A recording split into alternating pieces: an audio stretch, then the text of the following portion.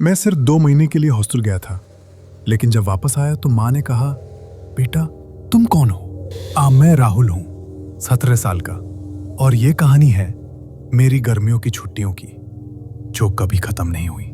Hostel में रहना पड़ता था क्योंकि स्कूल डोर था। फाइनल एग्जाम्स के बाद 2 महीने की छुट्टी थी तो मैं घर वापस आया, लेकिन सब कुछ अजीब था। मैंने गेट खोला, घर वहीं था लेकिन पेंट अलग, बेल अलग और एक नई कार पार्क थी। मुझे लगा कोई रेनोवेशन हुआ होगा।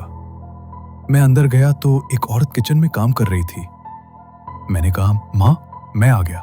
उसने पलट के देखा और चीख मरी, कौन हो तुम? मुझे लगा प्रैंक हो रहा है, लेकिन जब उसने पुलिस बुला ली और FIR लिखवा दिया तब मेरी हवा निकल गई। पुलिस ने बोला, इस एड्रेस पे कोई राहुल शर्मा नहीं रहता, ये मिस्टर ग्रोवर का घर है। मैंने अपना ID निकाला, लेकिन उस पर भी दूसरा नाम था, रवि वर्मा। मुझे कुछ समझ नहीं आया क्या हुआ मेरे साथ हॉस्टल में। अपने बैग में देखा तो एक डायरी मिली, लिखा था, तुम जहां जा रहे हो वापस नहीं आते। लास्ट पेज पे एक फोटो थी, मेरा चेहरा किसी और के बॉडी पे, और नीचे लिखा था, तुम्हें याद नहीं आएगा पर तुम वापस आ चुके हो।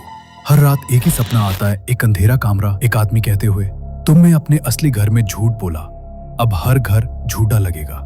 मैं साइकोलॉजिस्ट के पास गया।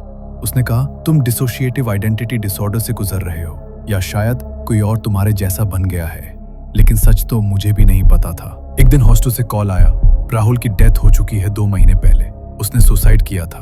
मैं जो जिंदा था वो कौन था? मैं राहुल हूँ या उसकी यादों का भूत?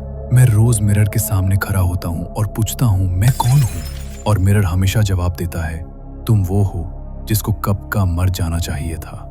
पर कहानी यही खत्म नहीं होती। जो कुछ भी उस रात हुआ उसका असर अब तक जिंदा है, और अगला शिकार शायद आप हो सकते हो। एपिसोड 2 में एक ऐसी जगह की कहानी जहां वक्त रुक जाता है और इंसान अपना चेहरा भूल जाता है। सब्सक्राइब करना मत भूलना।